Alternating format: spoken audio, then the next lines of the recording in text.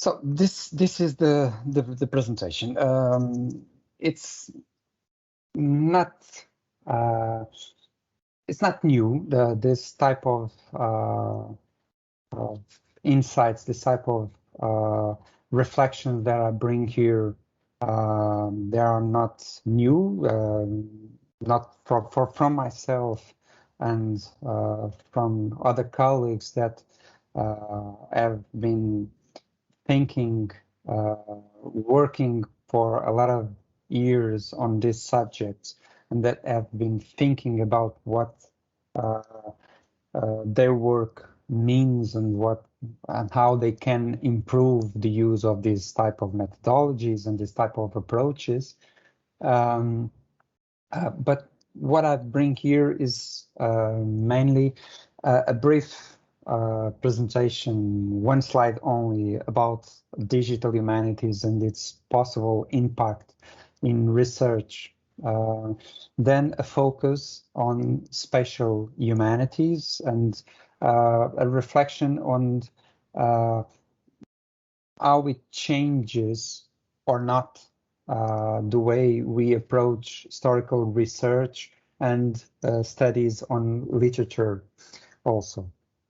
Then I'm going to present a brief history of the evolution from historical GIS to the more modern concept of spatial humanities that I introduced in the title of my presentation. And in the end, I'm going to present some of the projects and results of our research from these 2 decades of research in Nova FCSH. One note is that what I'm going to present here is not only my research. I collaborate in some of the results and some of the projects that I'm going to present here, but this is a collaborative work. It's a collaborative work that started in the beginning of the 90s, coordinated by Luís Pinha da Silveira, was my teacher, my colleague and a friend. Unfortunately, he died from COVID in January this year. So this research group on what we now call spatial humanities was developed by him in the 90s and in the beginning of this century. And then, as myself, many other colleagues joined the group and developed their work. And most of the results that I'm going to present here are from this collaborative work that was done since mid-19s until present time. So usually when we talk about digital methods, digital tools applied to history or to any other subject in the humanities, there is a tendency, there is a trend to speak about revolution. The title of this slide is somehow a way to play with the concept, because we have too much announces of revolutions by the application of digital methods, but my point of view is that since we are always talking about a revolution in the humanities knowledge that was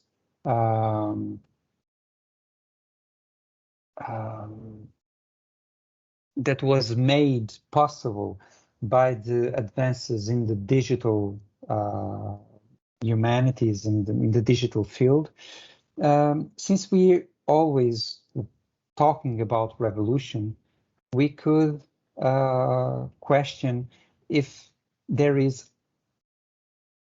effectively a revolution.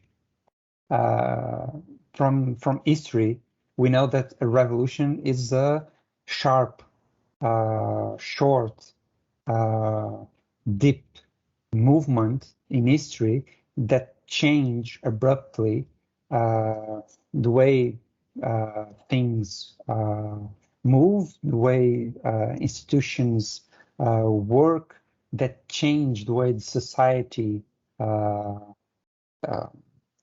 relates. And from this point of view, the digital revolution has been more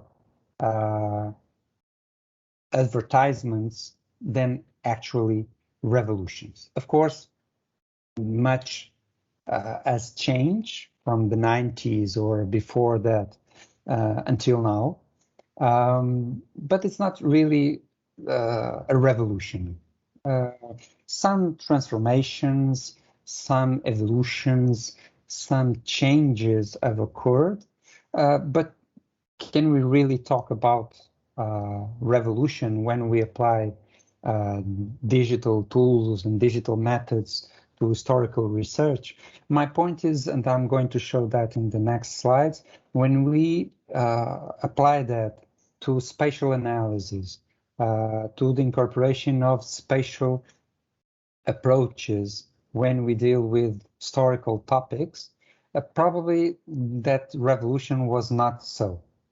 Of course, in the humanities, there was a movement towards what we now call digital humanities. The concept of digital humanities appeared in 2004 in a book published that year, and it promised again another revolution in the way that we think about the sources, in the way that we think about the methods that we applied in the humanities, and of course in history research also. Of course, there have been more promises than probably changes in the historical knowledge, or in the way that we produce historical knowledge, or at least in the way that most of us in the history departments all over the world engage in historical research till now. And I'm going to talk about a little bit more afterwards. But of course, digital humanities, the concept was born in 2004, but the practice was earlier, of course. In the Universidade Nova de Lisboa, we start applying digital tools and methods to history in the beginning of the 90s. There were several colleagues that were applying databases and other methods and tools to history, to demography, to literature, to linguistics, some of them from the end of the 70s. And so what happened in 2004 was that a large community of researchers that already for decades use digital methods and tools start to theorize, start to feel the need to incorporate all that practice in one systematic idea, in one systematic concept that was born in 2004, and it called digital humanities. It is still a good way of summarizing all the diversity, all the different type of approaches that incorporate digital into the humanities. Before that, we usually call it history and computing, or humanities and computing, or digital history, or something different. And digital humanities is now a big umbrella that covers all these different types of practice of applying digital in the humanities. But do you really need a revolution, or for applying digital methods, what we should aim is a better integration between the traditional methods and digital methodologies. Probably this could be the way that we move forward, and the way that we will start convincing our colleagues, because most of our colleagues, probably a majority of our colleagues, don't feel the need for applying digital methods to their research. I'm going to talk a little bit about that, trying to answer this type of question. Now focusing on the spatial analysis approach and their incorporation and its incorporation in historical research and literary research. And that spatial analysis approach is sometimes called as spatial turn, a way of thinking about space and place that was integrated in the historical research or in other disciplines from the humanities, and it was thought about as something new, as something innovative, because it introduced another level of research, another level of analysis in the historical topics or in literary topics or so on. And most of these,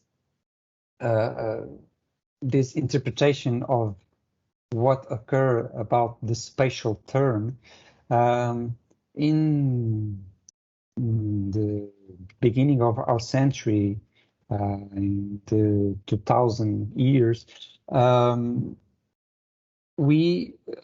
there are several publications that tend to connect this spatial turn almost exclusively with the use of geographic information system and other spatial analysis tools. But was that really what happened? And did the spatial turn really only happen in the end of the 20th century and the beginning of the 21st century? I don't think so. Geography was always a fundamental element in the historical analysis. I can give you some examples in the next slide, but probably you will remember many others, of course.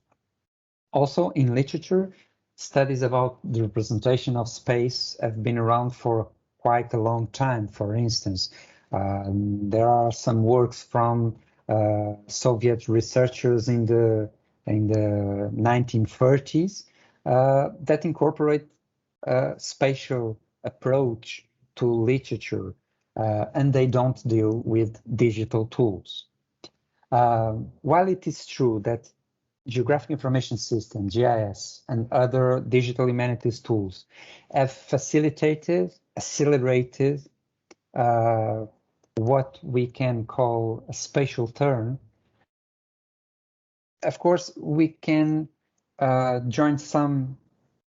about some examples that put these influences of the digital tools in the spatial turn into perspective.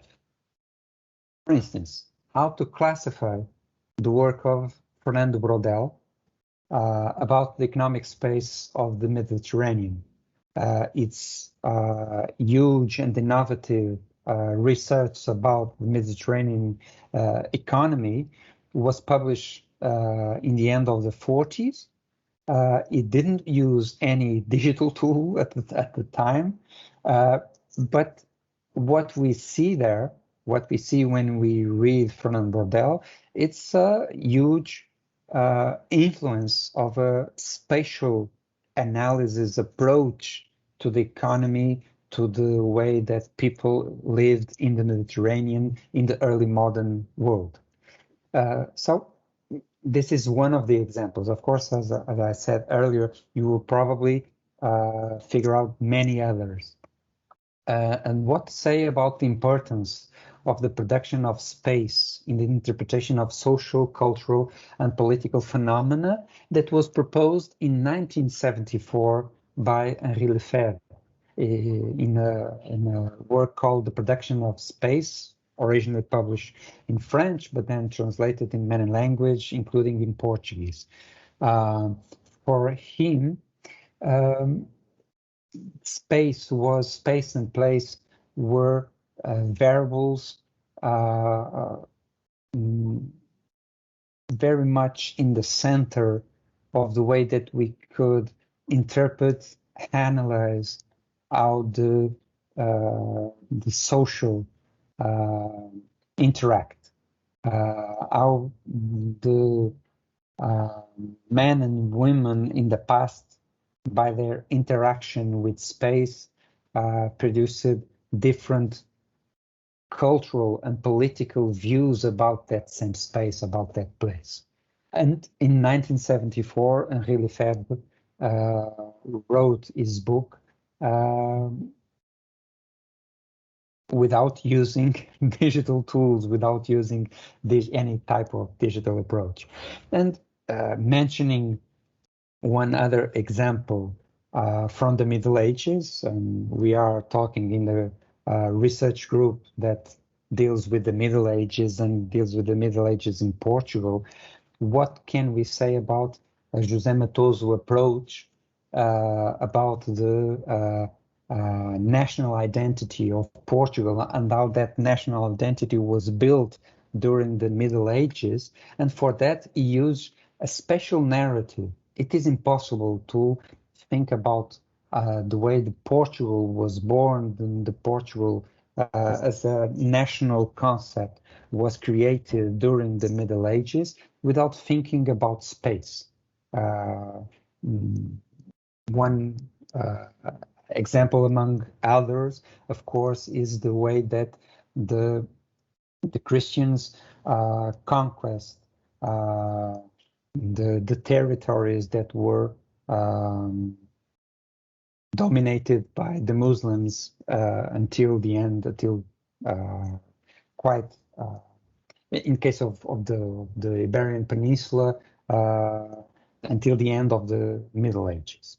And so these are only three examples that we can call to put into perspective this spatial turn only influenced by the digital tools. Of course, digital analysis, digital approaches, spatial narratives, what we now call or could call spatial humanities, were present in most of the minds and most of the works of the historians throughout the 20th century. Of course, now with the digital tools, we have the opportunity to move forward, to make something different, make something more complex with those tools. But again, we should think about how we do that, because I think, and my perspective is this, I think we are still a minority inside the academia using this type of tools. The trend is to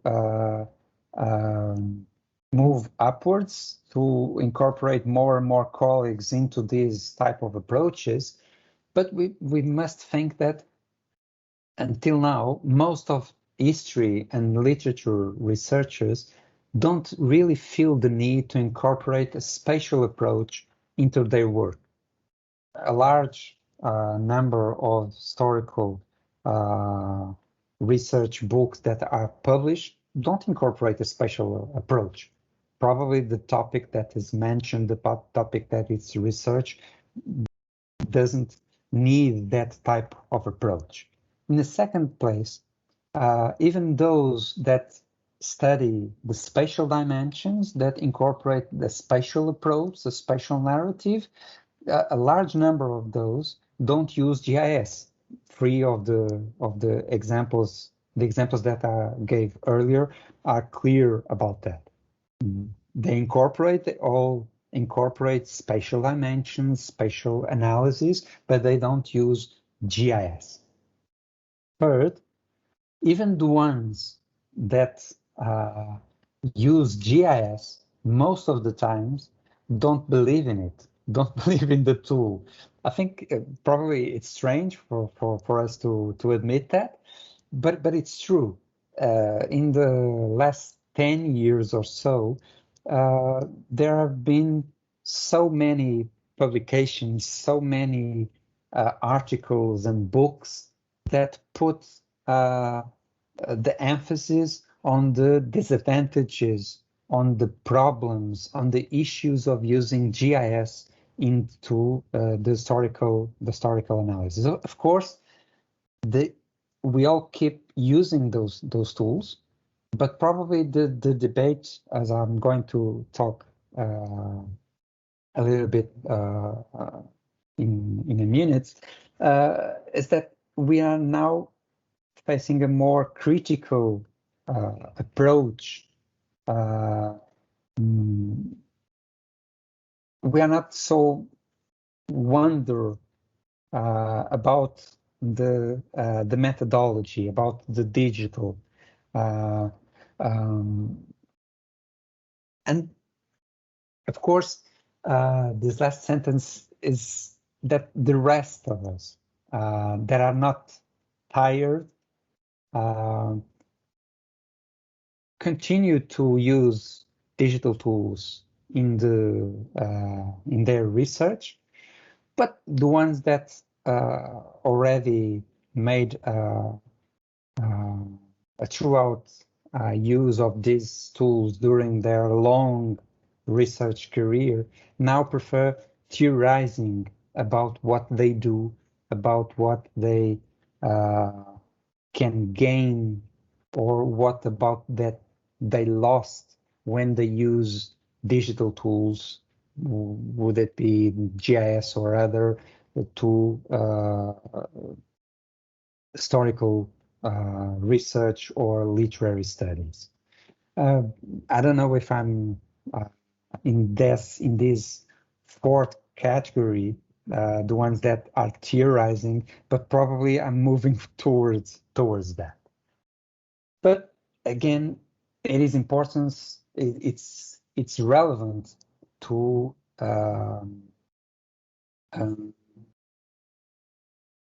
say that it's important.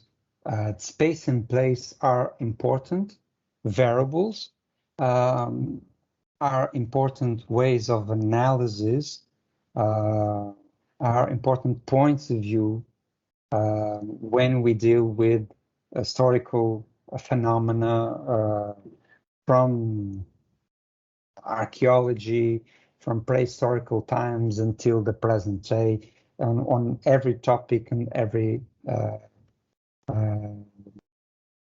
geography that we can think of. Because despite all of that I was saying in the previous slides, we must recognize that space and place, that geography, that a spatial approach about things are important because it's relevant where things happened. Where things happened, the where, it's important because sometimes it's not the only variable to explain things, but it's an important variable for us to understand why and how things happen.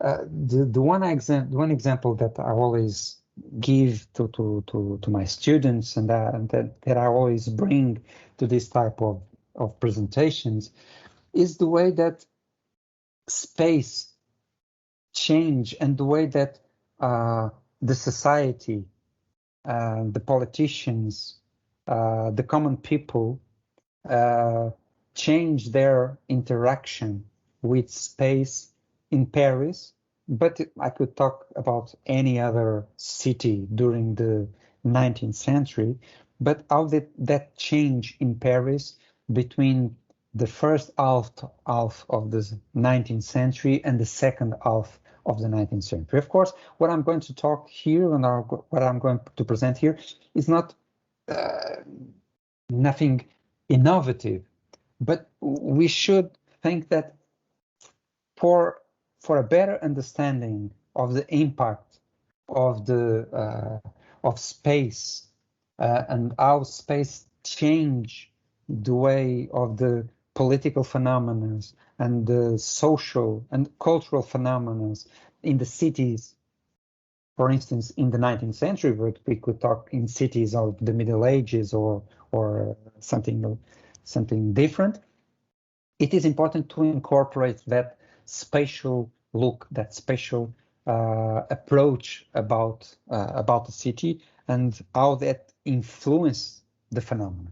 What I'm showing here is a picture, a representation of a barricade, that revolutionary tool that was used in the beginning, starting to be used in the beginning of the 19th century, using the narrow streets of Paris at the time, streets that were still encapsulated the medieval city of Paris, that narrow, not straight streets, and in those streets, in those space, with that type of characteristics, with that type of features, it was easy to build a barricades in a few minutes, and with that to use those barricades as tools of the revolutions. And that happened in Paris, that happened in Brussels, that happened in Berlin, all over Europe between 1830 and mostly almost until the end of the century. But then something happened in the city of Paris, and in the second half of the 19th century, the city was changed. Of course, I'm not saying nothing new. All of you know the process. The process was that Haussmann, a minister of Napoleon III, was responsible for a change in the space, a change in the streets, in the urban morphology of the city, and that has an impact. That changes started in the 1850s, and that has a strong impact, a huge impact. For instance, we could mention other examples, but for instance, in the way that the Paris population performed their revolution, their revolts in the streets. With the large boulevards that were built in the second half of the 19th century, it was impossible, or nearly impossible, to build barricades to hold the cavalry, to hold the police, the military, to overcome the revolts, the revolution. That's not, it's not a coincidence that in the second half of the 19th century, apart from the Paris Commune experience that only lasted for 3 months in 1871, there were no other revolution in the city of Paris. Paris was a city of revolutions since the end of the 18th century, and it started to have that role precisely because the space of the city was changed in the second half of the 19th century.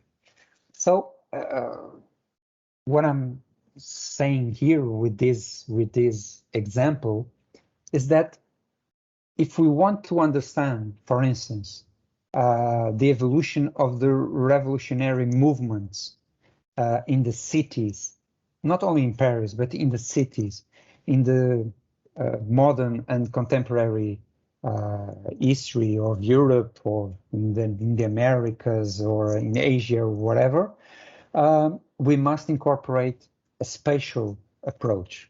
And we can do that with the digital tools or without the digital tools. Of course, there is another concern that I don't know if I can convince most of my students or most of my colleagues to incorporate this type of approach. But again, I should move carefully because it's not only the importance of the where, but it's also relevant for us to be critical about how we incorporate that spatial approach and the way we use the tools and the way you use the visualizations that were built with those tools. It's also important, and we must be aware of the impacts, of the effects that different type of approaches, different type of tools, different type of methodologies can have an impact on the way we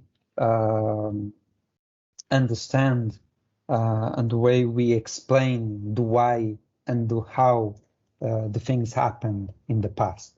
For instance, we should be, it's relevant how do we visualize that space.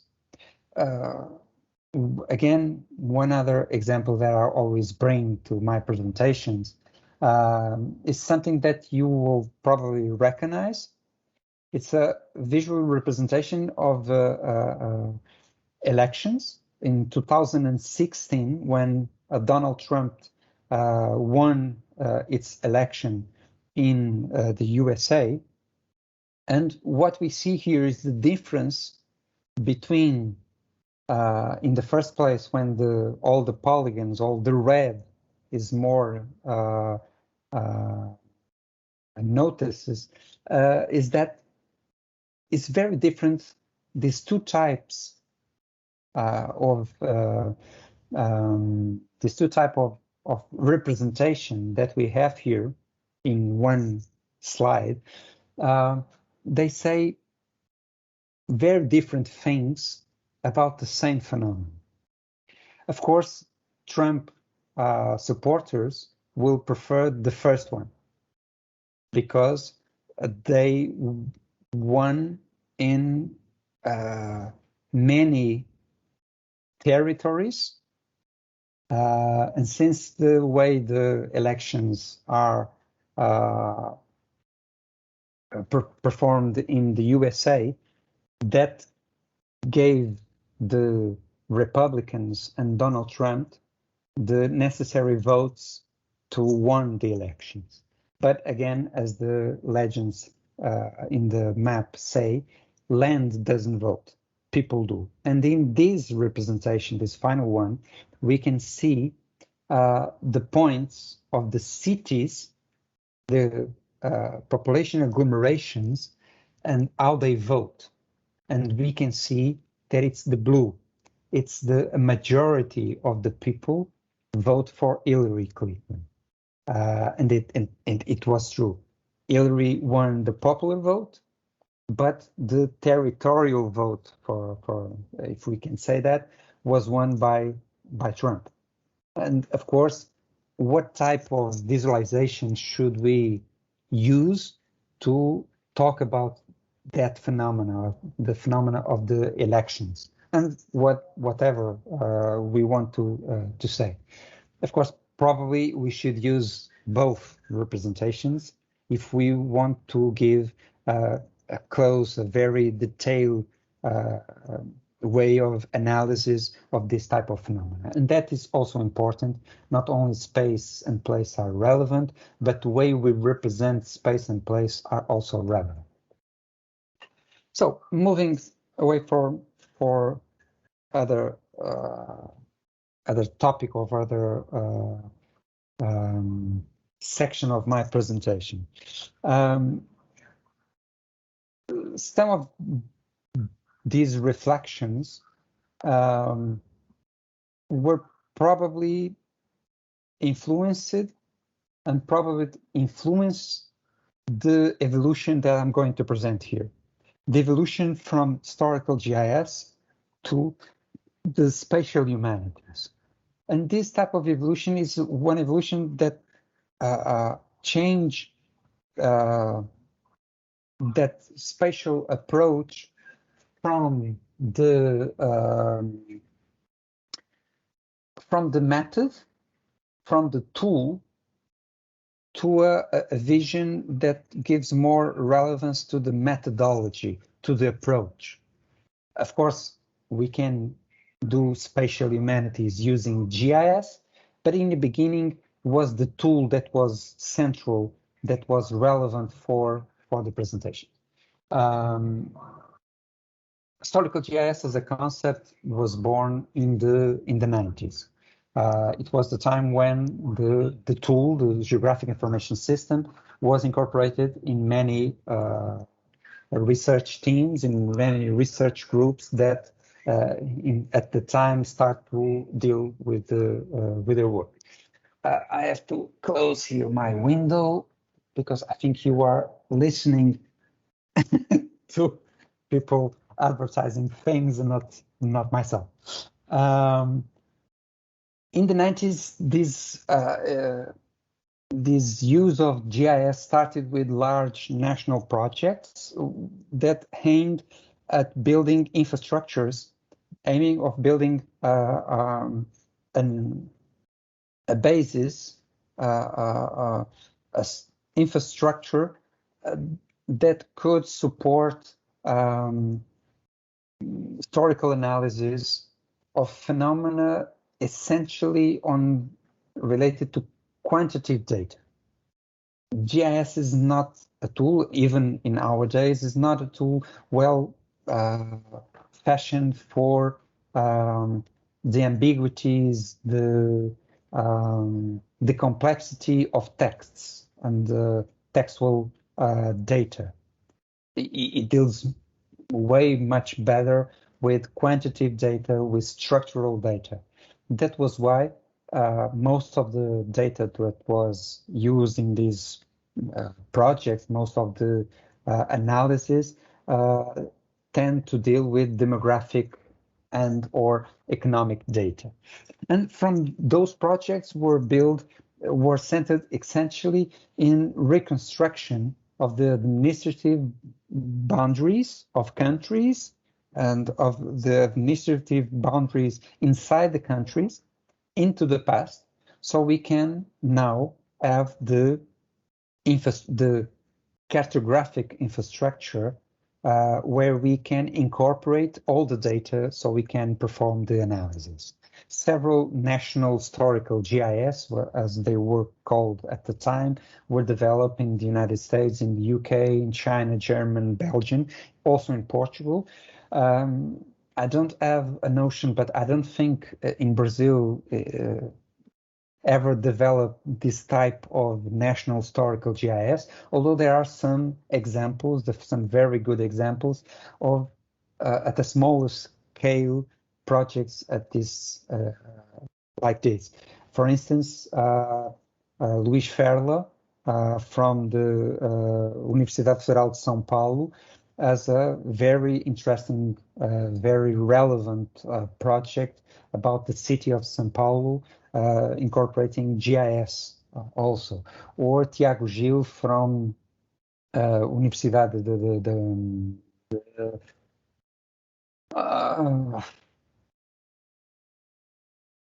Brasilia, Universidade de Brasilia, that has a project about the Brazil in the imperial time, in the colonial time, and develop a very interesting project also about the Brazil in that time. But this type of projects, like the one from China, for instance, they were built to create that infrastructure of national historical geographic infrastructure that can be used now to analyze all types of data in all types of in any chronology to perform the analysis. The China Historical GIS is only one of those projects, of course. These projects move afterwards, some cases already in our century, to online platforms that were built from those infrastructures. Vision of Britain is one of those platforms that was created from the Great Britain Historical Geographic Information System. As in Portugal, the Atlas Cartografia Histórica is the result, the online tool that was built from the infrastructure Sigma, Sistema de Informação Geográfica e Modelação de Dados Aplicados à História Portuguesa, that was planned and built by Luís Pinha da Silveira, that I mentioned in the beginning of my presentation. And in these online resources, online tools, they incorporate the maps, the cartography, but also all the information, the historical information, the literary information, the tourism information, and so on and so forth, that can be connected to the territory, connected to the space and the place, and that can be analyzed with that infrastructure. But as we see in the beginning, the focus was on building the tool, and now after 2010, we start thinking more about the methods to analyze the information, because the tools were already built during this period. Atlas Cartografia Histórica I will present in a few minutes. These projects and websites tend, as the years pass by, they tend to be more to be applied to more specialized topics, moving away from the demography and the economics that were the main topics where these tools were applied. I took a look at the project that the research group Portugal 1300 used, and they mention, it's curious because you mentioned the Digital Atlas of Roman Medieval Civilization as one of the tools that you aim to evolve in your project. That's very interesting, because that is one of the projects that I always mention in this type of presentations. But also others. For instance, the Mapping Gothic France, which is a tool to analyze the evolution and the spatial distribution of the Gothic architecture in France, which has a huge impact, and as we all know. Or another project that I'm very interested. It's a very interesting project. This one, Visualizing Emancipation, a project where colleagues from the US analyzed during the American Civil War how the slaves were freed, how the slaves were emancipated, and where it happened and how it happened in the territory that was conquered by the North during the Civil War. It is only some examples of projects that move away after the main tools were built during the 90s, that move away from that constraints that in the beginning of those projects had, that only deal with demographic and quantitative data. Most of these projects deal with qualitative data, with the narratives. This project, for instance, Visualizing Emancipation, dealt with letters, with the reports, with the newspapers, and so on and so forth. Of course, gradually, the evolution of digital technologies all over, larger storage capacities, improving data sharing, allowed for more ambitious projects. Projects that now integrates, digitize, and georeferences images of historical cartography. One great project is, for instance, the David Ramsay map collection. David Ramsay is a collector of historical maps, and all these maps are georeferenced to the geographic coordinates that we use nowadays, so we can see the historical cartography on top of the present time cartography. For instance, this map, we can see here America and the Pacific, how it was represented, and we can see that map in Google Earth, so we can see how it compares the old cartography with the new one. For instance, the incorporation of 3D visualizations in GIS. One project that is trying to do that for a couple of years now is the Time Machine project in Europe, or project that incorporate a collaborative, crowdsourcing appeal, so people can contribute to mapping, to develop resources that afterwards can be used by the historians and everyone who needs to incorporate maps in their work. Then the British Library asked their readers to register in this site and to collaborate in georeferencing the cartography that they already digitized, and to put that cartography into the present time coordinates. Try to put that all that cartography into the present time. They are building a powerful tool, a powerful resource that we as historians can use in the future, for instance. Or probably a more innovative, more recent approaches that try to integrate literary texts, narrative texts, historical sources, not only quantitative but also qualitative historical sources, and using computational linguistics, natural language processing, GIS, and linked open data. There are projects that move a step forward in this advanced spatial analysis using digital tools. There are several projects here. I'm not going to show all of them, but probably one of my favorites is mapping the Republic of Letters. We can see here mapping the correspondence of Voltaire in the 18th century, for instance,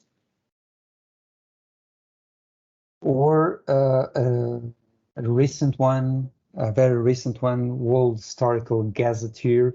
It's a tool, a resource where we can see all the places, and we can search places and how those places were georeferenced and how those places were mentioned in historical sources a long time, in different historical sources a long time. This type of tools, other one is Pelagius. It's a similar project. Some of these projects started, Pelagius, for instance, started dealing with ancient history and ancient literature, and now they are moving towards the Middle Ages to the early modern age, and not only Pelagius, but also old world historical gazetteers. They are building tools that we can use to map, to find historical information on maps.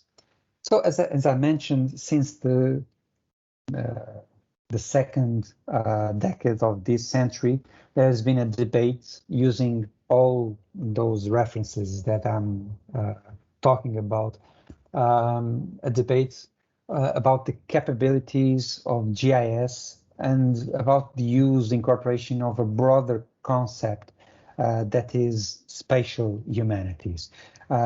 Spatial humanities was a proposal presented in 2010 by David Bodenheimer and other colleagues from the USA in the Spatial Humanities, GIS and the Future of Humanity Scholarship book that was published in that year.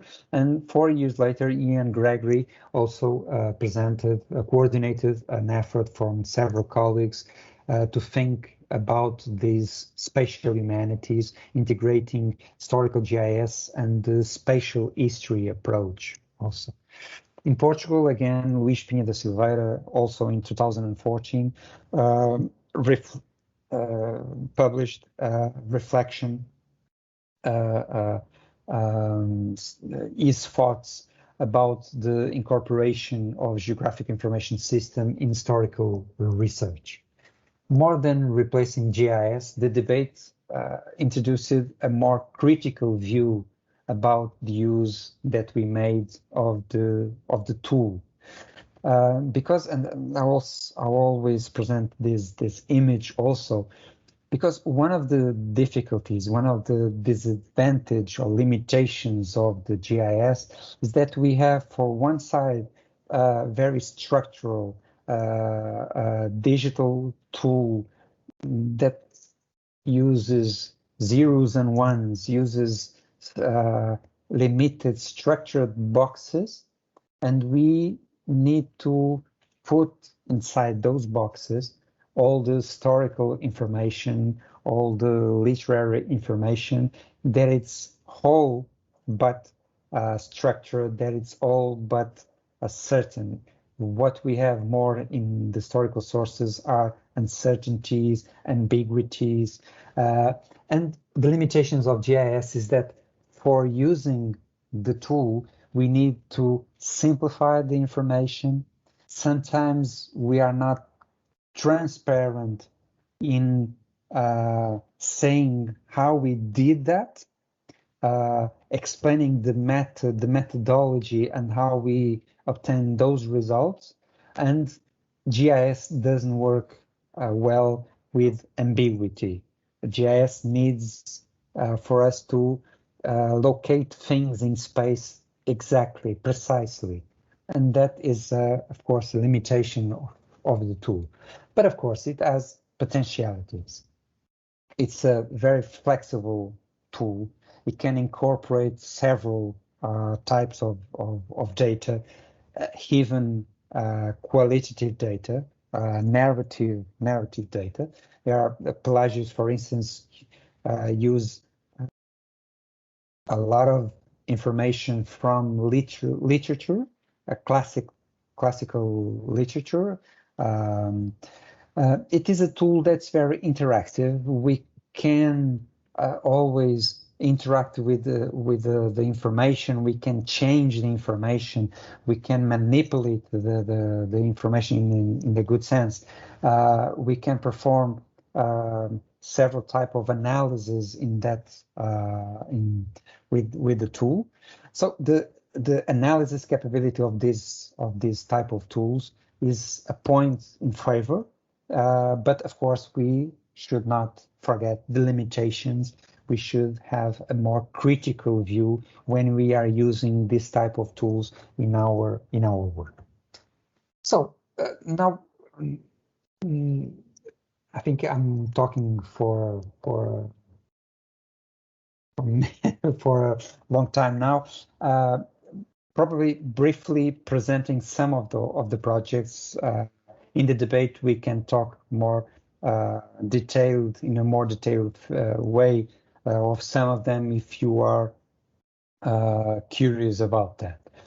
So a brief look at some of the projects and some of the results that we obtained in these 2.5 decades of research applying digital tools to the historical research. Of course, one of the main projects, main results that started with Luís Pinha da Silveira, and now that it's continued in the Digital Humanities Lab at Nova, it's the project Atlas Historical Cartography, Atlas Cartografia Histórica, where we can find information for Portugal, but also from the islands and the Iberian Peninsula.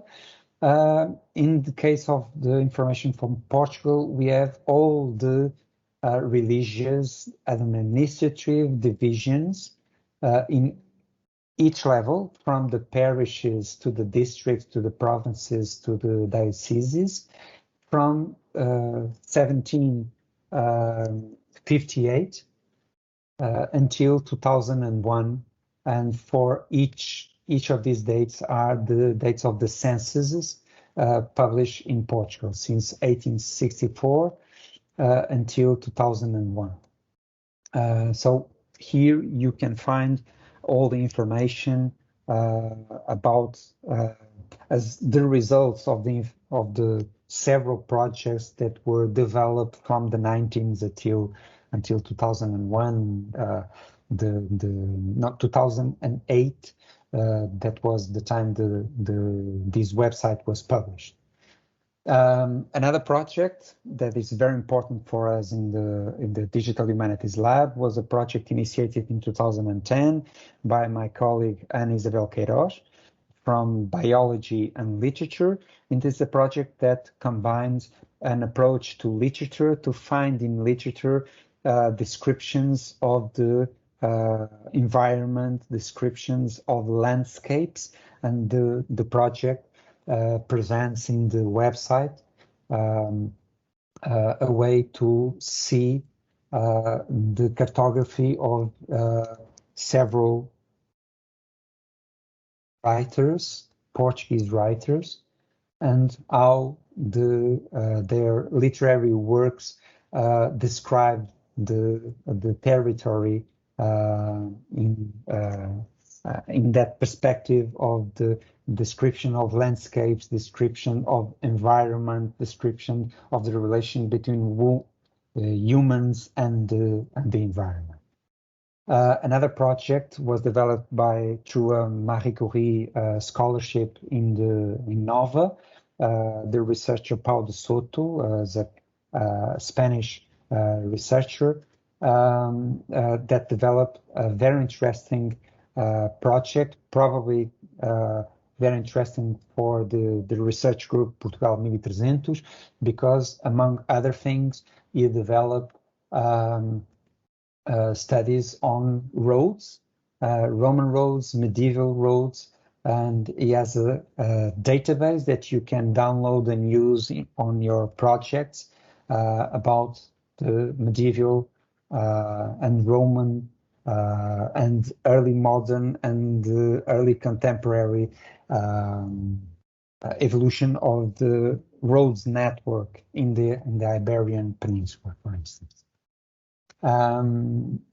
One last project is the Project BILIG, Bilateral Lusophone Literature Initiative using GIS and linguistics, where we try to combine these two approaches, the geographic information system with the computational linguistics to extract in a semi-automatic way geographic references from literary texts and then analyze that information using GIS.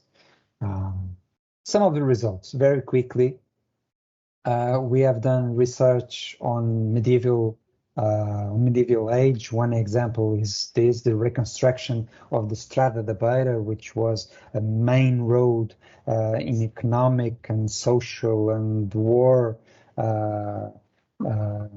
impact in Portugal during the time. Research on the evolution of and the distribution of population in the Iberian Peninsula from the end of the 19th century until the beginning of the 20th century. Studies on the influence of the railways and how the railways evolved in Portugal and how they influence the distribution of population. Studies on the historical trends of population in Portuguese cities to study the phenomena of shrinking cities, cities that are losing population in current time. Also studies about environmental history, how locusts, ants, and other plant plagues influence agriculture from the mid 19th century until mid 20th century. Studies on small commerce,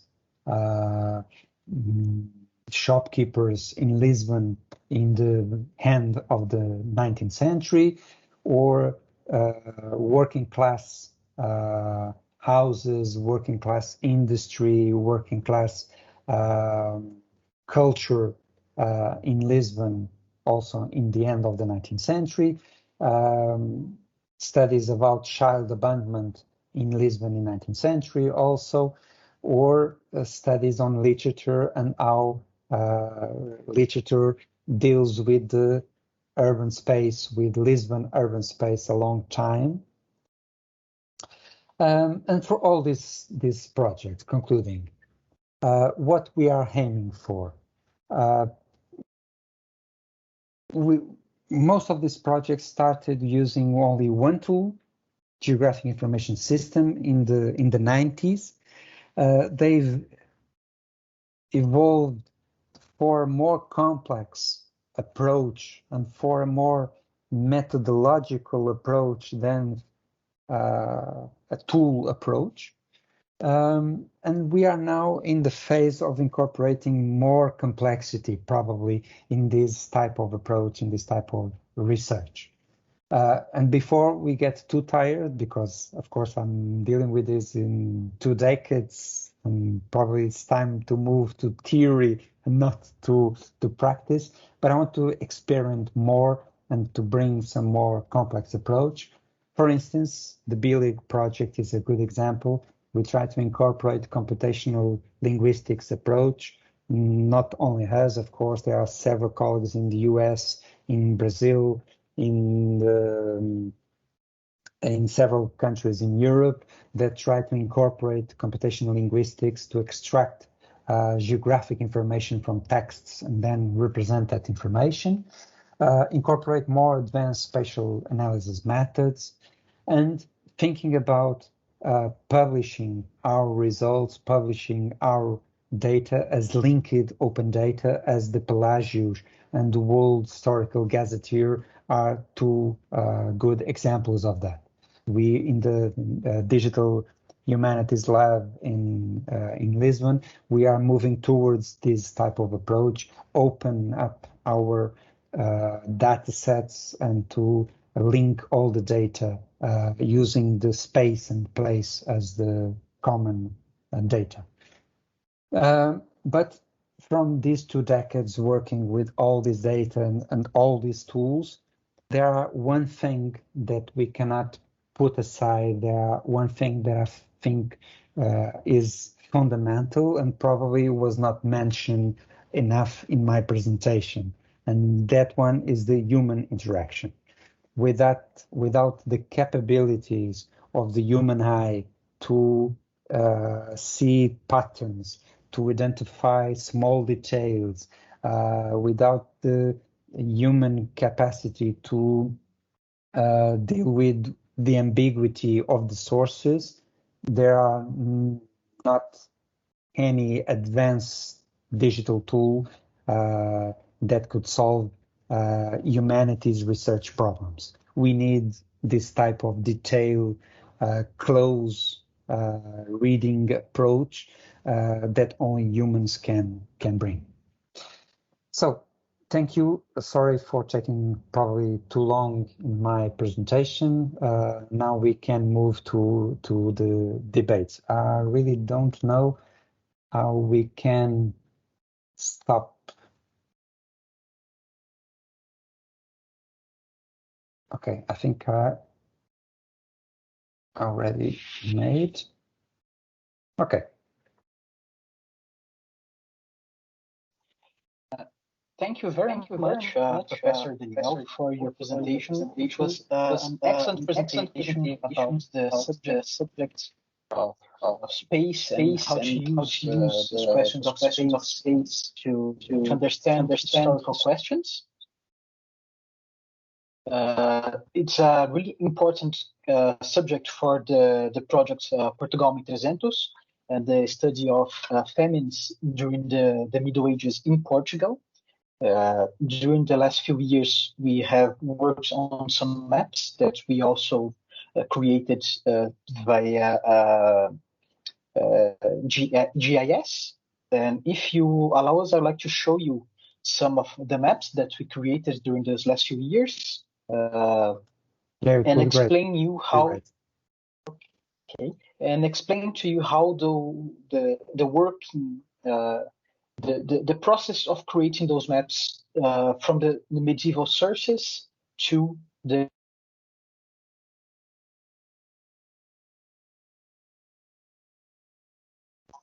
and if someone wishes to make some questions to Professor Daniel Alves or to participate on the debate, I would like to please just raise your hands so we can after the presentation to give you the work.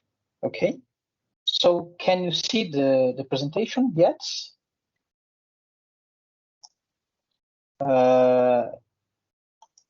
Okay, so yes, now we can see. Okay, thank you, Professor. This was one of the first maps that we did back in 2019.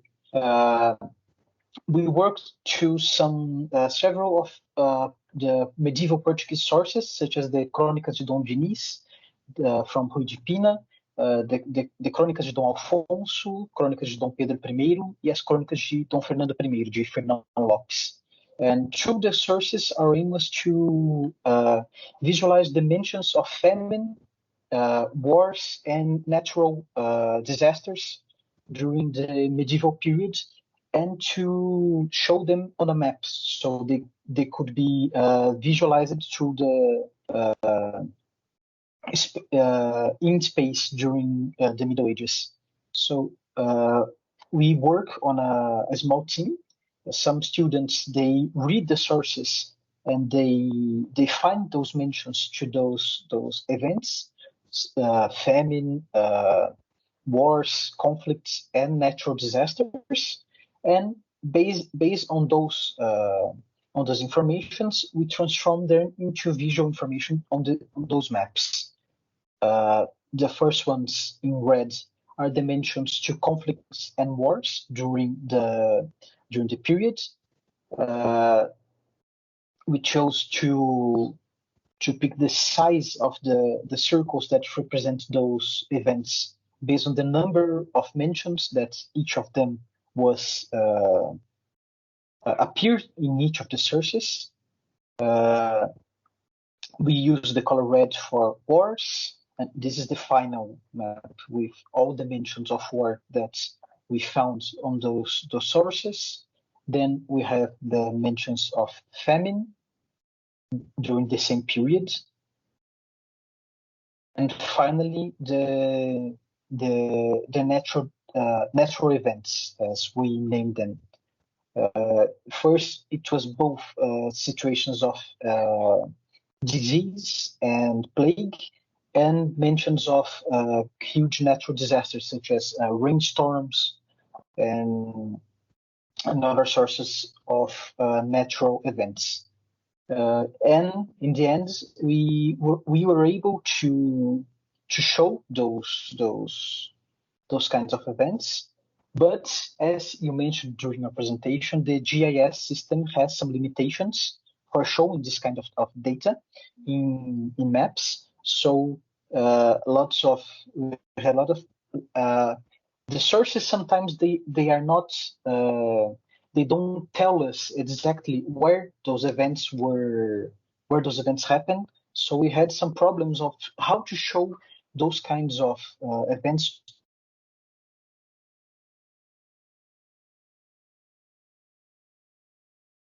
There's another presentation that those kinds of, just 1 second, please, where we realized that most of the information was not able to be shown on maps. So we struggled a little bit with those problems, those limitations. Can you, vocês conseguem ver a outra apresentação? Yes. Okay. These are the sources that we use during the period. Some sources have more events than others, naturally, so they were responsible for the most of the dimensions, such as the Crônica de Dom Afonso was the largest one. But about 30% of the dimensions of those events ended up not showing on the map because they were not the spatial characteristics of those events were not told by the sources.